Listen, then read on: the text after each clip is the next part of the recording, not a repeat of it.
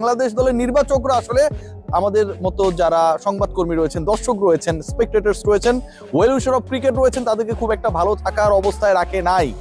জাতীয় দল নির্বাচন নিয়ে একটা ব্যাপক ঘটনা ঘটতে যাচ্ছে এবং যেই ঘটনায় সেই ক্রিকেটার নাকি দলভুক্ত হয়ে যেতে পারেন। সাব্বিরকে নিয়ে ডিসকাশন বাংলাদেশ ক্রিকেট বোর্ডের ভেতরের একটা অংশে রয়েছে। গাজী আশরাফ হোসেন লিপুরা সেটা কানে নিতে রাজি না। নাজমুল হোসেন শান্তকে নিয়ে আলোচনা রয়েছে, ডিসকাশন রয়েছে। সেখানটাও চিফ সিলেক্টরের বক্তব্য অনেকের সাথে অফ দ্য রেকর্ডে অথবা ইনফরমালি বলেছেন শান্ত এমন কি করেছে তাকে রাখতে হবে। কিন্তু জাকের আলী অনেকের মতো কিছু পারফর্মারকে, যাদের পারফরমেন্স, যাদের ডেডিকেশন, যাদের ইম্প্যাক্ট সবকিছু নিয়ে প্রশ্ন রয়েছে, তাদের ব্যাপারে একজন বিশেষ কোচ এবং প্রধান নির্বাচক স্টিল নাও কনভিন্সড। এবং সেটা যদি হয় বাংলাদেশ ন্যাশনাল টিমে একটা বড় ধরনের, আমি বলবো, গ্যাঞ্জাম হতে যাচ্ছে in the coming days. Bangladesh national squad, Bangladesh দলের মোটামুটি 14টা স্পট ফাইনাল, 15তম স্পটে কে খেলবেন সেটা নিয়ে একটা বড় প্রশ্নের জায়গা রয়েছে। এবং সেই প্রশ্নের উত্তর মিলাতে গিয়ে যাদের নাম বারবার আসছে, সেই নামগুলোর একটা হচ্ছে সাব্বির রহমান রোম্মান। আমি আসছি কোন অবস্থায় রয়েছে, তিনি শেষ পর্যন্ত খেলার সুযোগ পাবেন কি পাবেন না, জাতীয় দলে আবারও একবার তাকে সুযোগ দেওয়া হবে কি হবে না, সেই আলোচনায় রয়েছেন Nurul Hasan Sohan, wicket keeper, batter and the captain of Rangpur Riders. সেই আলোচনায় রয়েছেন জাকের আলী অনিক, দুর্ধর্ষ ব্যাটার, নোয়াখালী এক্সপ্রেসের হয়ে যিনি এবারে বিপিএলটা খেলছেন। সেই আলোচনায় রয়েছেন নাজমুল হোসেন শান্ত। এই যে 4টা স্পটের কথা বললাম, 4জন ব্যাটসম্যানের মধ্য থেকে একজনের স্পটটা এখন পর্যন্ত ফাইনাল না। 15th মেম্বার স্কোয়াড যেটা ঘোষণা করা হবে আজকে রাতের পরের রাতটা পোহালি, মোটামুটি 3 তারিখে। এবং Bangladesh cricket board made a plan যে এটাকে অ্যানাউন্স করা হবে না, অ্যানাউন্স করা হলে আমরা প্রশ্ন করব, প্রশ্ন করতে হলে লিপু ভাইকে প্রেসে আসতে হবে। সো এটা তিনি কোনোভাবেই করতে চান না, আইসিসি কে পাঠিয়ে দিতে চান। দেখুন, আমি শুরুতেই 8জন ক্রিকেটারের কনফার্ম পজিশনটা আমি বলে নেই। যার প্রথম 3জন হচ্ছেন 3জন spinner. Nasum Ahmed obvious choice, তিনি একমাত্র বাঁহাতি স্পিনার হিসেবে দলে থাকছেন। শাক মাহাদি, যিনি চট্টগ্রামের ক্যাপ্টেন এবং একই সাথে হ্যান্ডি ব্যাটার, শাক মাহাদি অফ স্পিনার, তিনি থাকছেন।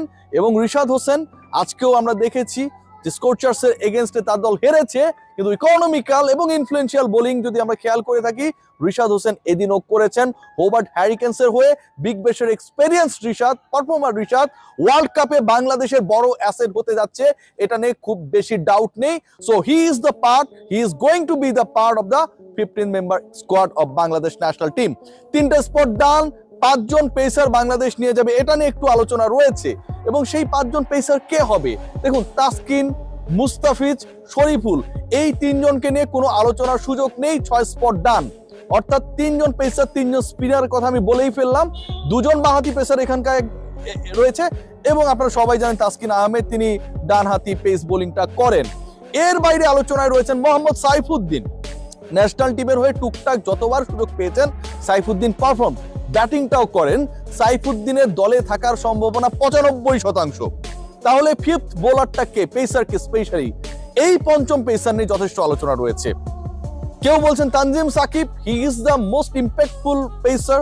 বাংলাদেশের আগের যে টি20 ওয়ার্ল্ড কাপটা ছিল সেখানটায় তিনি ক্যারিবিয়ান কন্ডিশনে, ইউএস এর কন্ডিশনে ভালো করেছিলেন। বাংলাদেশের 2জন বোলার খুব ভালো করেছিলেন, একটা তানজিম হাসান সাকিব এবং আরেকজন রিশাদ হোসেন। সো তাকে রাখা উচিত। ইন্টারন্যাশনাল সার্কিটে he is a proven performer. এবং আরেকজনকে নিয়ে আলোচনা হচ্ছে, হাসান মাহমুদ। এই 2জনের মধ্য থেকে একজন থাকবেন। তানজিম সাকিব নাকি হাসান মাহমুদ, সেটা নিয়ে একটা 19-20-এর খেলা চলছে। এই 2জনের মধ্যে থেকে একজন থাকবেন। 5জন পেসার, সাইফুদ্দিনকে ইনক্লুড করে, 3জন স্পিনার, যেখানটায় রিশাদ রয়েছেন, মাহেদি রয়েছেন এবং নাসুম আহমেদ রয়েছেন। 8টা spot done. So you are having only 7 blank spot, যেখানটায় 7জন ব্যাটসম্যানকে খেলানোর সুযোগ রয়েছে। ওপেনিং স্লটে সাইফ হাসান খেলবেন along with Tanzid Hasan Tamim. So 2জন হয়ে গেল। আমার বাকি আর 5টা spot. Number 3 Liton Kumar Das, the captain in form. Liton Kumar Das, তিনি number 3। Number 4 Parvez Hossain Emon. Parvez Hossain Emon is a cricketer যাকে আপনি ওপেনিং এ খেলাতে পারবেন, ওয়ান ডাউনে খেলাতে পারবেন। নাম্বার 4-এ পারভেজ হোসেন ইমনকে আপনি খেলাতে পারবেন কি পারবেন না, সেটা নিয়ে বিভিন্ন সময় যখন সংশয়, আলোচনা, বিভ্রান্তি কাজ করছিল, ন্যাশনাল টিমের হয়ে 2-3টা ইনিংস খেলে তিনি প্রুভ করেছেন যে তিনি সেটার জন্য রেডি। একই সাথে এবারের বিপিএল এ তিনি তার দলের হয়ে যেভাবে খেলছেন সিলেটের হয়ে এবং যেভাবে পারফর্ম করছেন, at number 4 he is ready to play for the national team at number 4. So Parvez Hossain Emon is number 4। 4 জন হয়ে গেল। You are having only 3 spots. এই 3টা জায়গায় কে কে খেলবে? এখানটায় 2 জনের স্পট ফাইনাল, বাকি একটা জায়গা নিয়ে 4 জনের লড়াই হচ্ছে। 2 জন কারা? সেই 2 জনের একজন হচ্ছেন আপনি সবাই জানেন তাওহিদ হৃদয়, তিনি থাকছেন নাম্বার 5, এবং নাম্বার 6 শামীম হোসেন পাটোয়ারি, যাকে আবার লিপু ভাই খুব একটা লাইক করে না। লিটন কুমার দাসের কল, ডেফিনেটলি এটা পুরো বাংলাদেশের মানুষের call, and we will support captain Liton Kumar Das regarding this issue. Shamim Hossain পাটোয়ারিকে স্কোয়াডে রাখতে হবে, খেলাতে হবে। 6 জন হয়ে গেল, এবং এই 6 জনই বাংলাদেশ দলের টপ 6। তানজিদ হাসান তামিম, সাইফ হাসান, লিটন কুমার দাস, নাম্বার 4 এ পারভেজ হোসেন ইমন, নাম্বার 5 তাওহিদ হৃদয়, এবং নাম্বার 6 শামীম হোসেন পাটোয়ারি। বাকি 5 জন তো বোলার। সো যেই 7 নাম্বার ব্যাটসম্যানকে বাংলাদেশ নিয়ে যাবে, খেলাবে, পরিকল্পনা করবে, 15 সদস্যের 15তম ক্রিকেটার হিসেবে তিনি যাচ্ছেন, তার শুরুর একাদশে খেলার চান্স নেই। সেই ক্রিকেটার কে হবেন? Nurul Hasan Sohan on and off জাতীয় দলে খেলেছেন, পারফর্ম করেছেন। নুরুল হাসান সোহানের performance more better than Jaker Ali Anik, definitely তুলনা করাটাই অনুচিত। নুরুল হাসান সোহান এবারের বিপিএল এ খেলছেন, নেতৃত্ব দিচ্ছেন, লিডারশিপ গ্রুপে তার একটা বড় রোল সবসময় ছিল। ওয়ার্ল্ড কাপের স্টেজে সেটা একটা বড় রোল প্লে করতে পারে।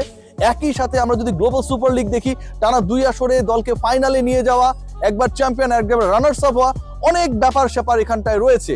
Nurul Hasan Sohan could be X factor. Nurul Hasan সোহানকে কি খেলানো হবে, নেওয়া হবে?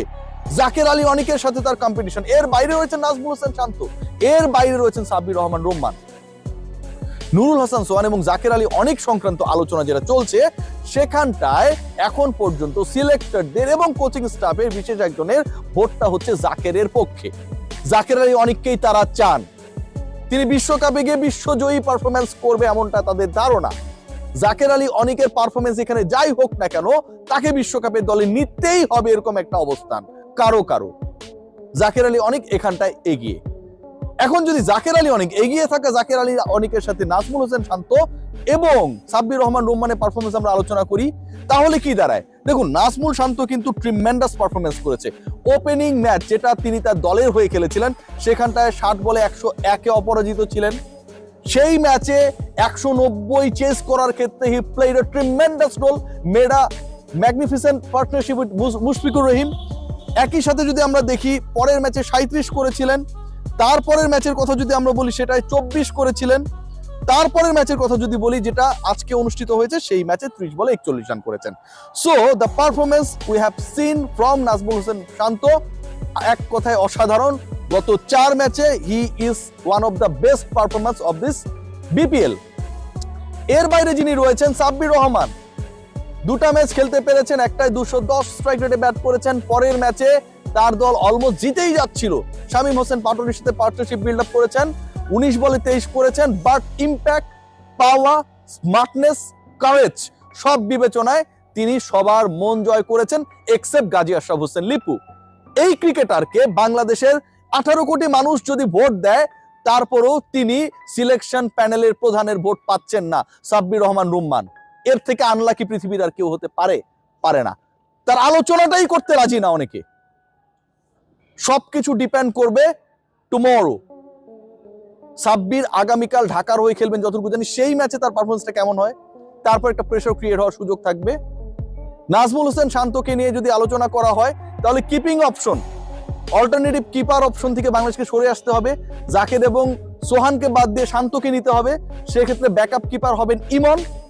আর যদি সাব্বিরকে নিতে হয়, পরের ম্যাচে তাকে আউটস্ট্যান্ডিং কিছু একটা করতে হবে। গত 2 ম্যাচের পারফরমেন্স সিলেকশন প্যানেলের কাছে এনাফ না for being selected in the national side. Let's see what happen. Take care.